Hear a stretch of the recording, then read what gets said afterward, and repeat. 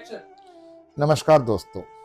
आजकल मैं आपको फिल्मों के यानी कि हिंदी फिल्मों के कुछ अनछुए किस्सों के बारे में बता रहा हूँ कि ये अनछुए किस्से आपने जो नहीं सुने हैं वो किस किस तरीके से घटित हुए हमारी फिल्म इंडस्ट्री में। ब्लैक एंड वाइट का ज़माना था और उसमें एक बड़ा खूबसूरत सा सीधा साधा नवयुवक जो है वो एक्टर बन के आया था, जिसे लोगों को देखकर एक बहुत ही अच्छी सी फीलिंग्स होती थी और वो बहुत ही काम एंड क्वाइट रहते थे। नाम था उनका भारत भूषण भल्ला। भारत भूषण भल्ला, जिन्हें हम भारत भूषण के नाम से जानते हैं, इन्हें फिल्मों के सर्वाधिक सरल, सहज, शिष्ट और शालीन अभिनेताओं में से अपतम माना जाता है। कहा जाता है कि उन्होंने अपनी रोजमर्रा की जिंदगी में भी पूरी तरह से सात्विक प्रवृत्तियों को अपनाया। मांस, मदिरा और सिगरेट से वो हमेशा दूर रहे, फिल्म इंडस्ट्री में रह के दूर रहे। उत्तर प्रदेश के अलीगढ़ में 14 जून 1920 को एक वैश्य परिवार, जमींदार परिवार था, उसमें ये जन्मे थे और भारत भूषण गायक बनने का ख्वाब लेकर मुंबई की फिल्म नगरी में पहुंचे थे। लेकिन जब इस क्षेत्र में उन्हें मौका नहीं मिला तो उन्होंने निर्माता निर्देशक केदार शर्मा की 1941 में निर्मित व भगवती चरण वर्मा, जो हिंदी के एक बहुत बड़े लेखक थे, उनकी किताब थी चित्रलेखा, उसकी एक छोटी सी भूमिका से अपने अभिनय की उन्होंने शुरुआत की। 1951 तक अभिनेता के रूप में उनकी खास पहचान नहीं बन पाई थी। इस दौरान उन्होंने भक्त कबीर, जो 1942 में बनी, भाईचारा 1943, सुहागरात 1948, उधार 1949, रंगीला राजस्थान 1949, एक थी लड़की 1949, राम दर्शन 1950, किसी की याद 1950 में और भाई बहन 1950 में, आंखें, सागर, हमारी शान, आनंद मठ और माँ इत्यादि फिल्मों में काम किया। हालांकि फिल्म सुहागरात से इनकी कुछ पहचान बनी, पर इनकी किस्मत का सितारा रोशन हुआ निर्माता निर्देशक विजय भट्ट की क्लासिक फिल्म बैजू बावरा से, और फिर सोहराब मोदी कृत फिल्म मिर्जा गालिब ने उनको जन जन का सितारा बना दिया। बेहतरीन गीत, संगीत और अभिनय से सजी इस फिल्म बैजू बावरा की गोल्डन जुबली कामयाबी ने न सिर्फ विजय भट्ट के प्रकाश स्टूडियो को डूबने से बचाया, बल्कि भारत भूषण और फिल्म की नायिका मीना कुमारी को भी एक स्टार के रूप में स्थापित कर दिया। आज भी इस फिल्म के सदाबहार गीत दर्शकों और श्रोताओं को मंत्रमुग्ध कर देते हैं।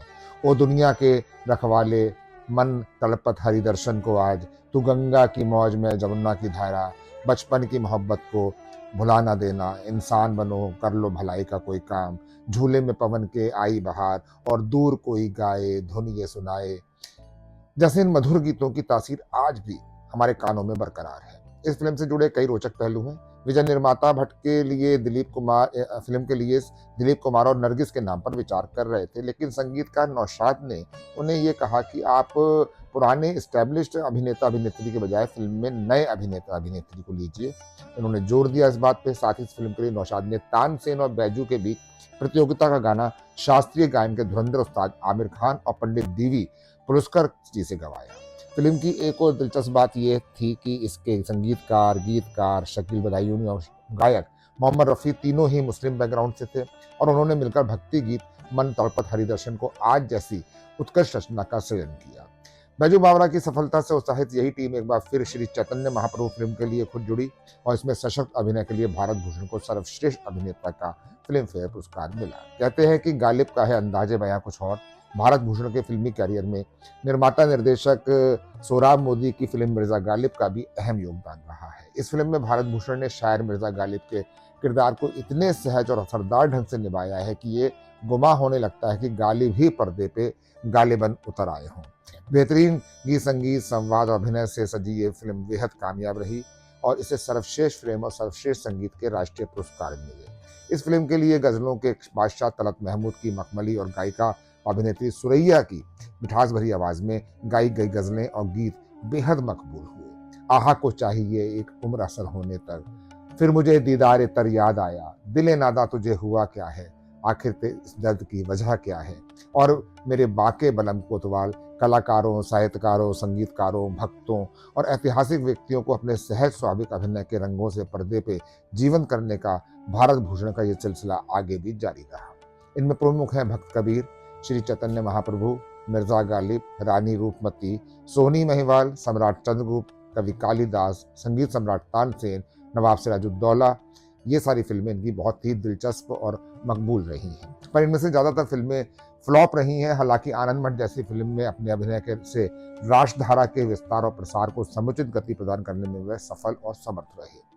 भारत भूषण ने लगभग 143 फिल्मों में अपने अभिनय की विविध रंगी छटा बिखेरी और अशोक कुमार, दिलीप कुमार, राज कपूर, देवानंद जैसे कलाकारों की मौजूदगी में अपना एक अलग मुकाम बनाया। बाद में उन्होंने फिल्म निर्माण क्षेत्र में भी अपना कदम रखा, लेकिन उनकी कोई भी फिल्म बॉक्स ऑफिस पर सफल नहीं रही। उन्होंने 1964 में अपनी महत्वाकांक्षी फिल्म दूज का चांद का निर्माण किया था, लेकिन इस फिल्म के भी बॉक्स ऑफिस पर बुरी तरह पिट जाने के बाद उन्होंने फिल्म निर्माण से तौबा कर ली। वर्ष 1967 में प्रदर्शित फिल्म तकदीर बतौर नायक उनकी अंतिम फिल्म रही। इसके बाद माहौल और फिल्मों के विषय की दिशा बदल जाने पर चरित्र अभिनेता के रूप में वो काम करने लगे। लेकिन नौबत यहाँ तक आ गई कि जो निर्माता निर्देशक उन्हें लेकर फिल्म बनाने के लिए बेताब रहते थे, उन्होंने भी उनसे मुंह मोड़ लिया। इस स्थिति में उन्होंने अपना गुजारा चलाने के लिए छोटी फिल्मों में छोटी मोटी मामूली भूमिकाएं करना शुरू कर दी। बाद में हालात कुछ ऐसे हो गए कि भारत भूषण को फिल्मों में काम मिलना लगभग बंद हो गया। तब मजबूरी में उन्होंने छोटे पर्दे की तरफ रुख किया और दिशा तथा बेचारे गुप्ता जी जैसे धारावाहिकों में अभिनय किया।